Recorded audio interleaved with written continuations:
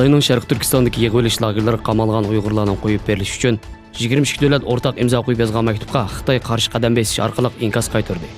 Xitoy doiralari 37 davlatning Birlashgan Davlatlar Tashkilotiga maktub yozib, o'zlarining atalmish terrorlik qarshi kurashlarini qo'llaganligini e'lon qildi.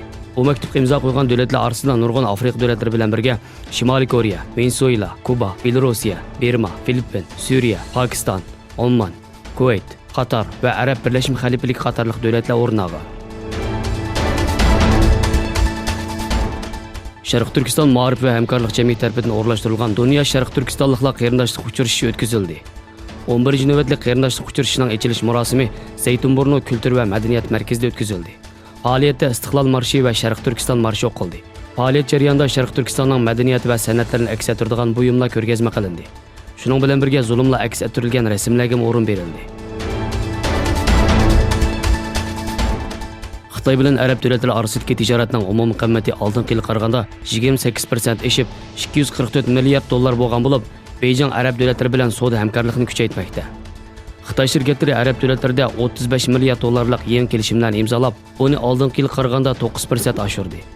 Xitoy shirkatlarining Arab davlatlariga solgan 1 milliard 200 million dollarlik bevosita mablag'i energiya, ul muassasa va ishlab chiqarish sohalariga selingan. Rossiya Davlatlik Mudofaa boshqarish komiteti Qora dengiz flotining NATO va ittifoqdoshlarining har yili ilib berayotgan Beriz 2019 nomli manevrni kuzatib kelayotganligini bildirdi.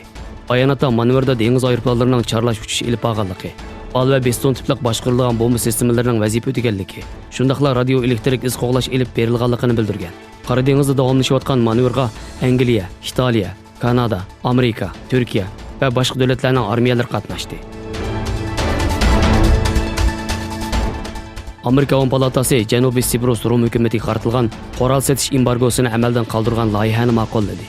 Amerika Kengash va Avam palatalarida ma'qullangan bu loyihada bir qism oldingi shartlar ostida Janubiy Siprusga qaratilgan qoral embargosini amaldan qoldirish tashabbus qilingan. Qonunga asosan Janubiy Siprus doiralari Rossiyaga va harbiy paraxotlarning portlarini qo'llashiga ruxsat qilmaydi. Amerikaning Janubiy Siprusga qaratilgan qoral embargosini amaldan qoldirish tashabbus qilingan qonun loyihasini majlisga sungan Demokratik partiyasidan bo'lgan Kengash palata a'zosi Menendez F-35 aeroplanlarining Turkiyaga setilishini cheklash tashabbusini sungan kishi edi.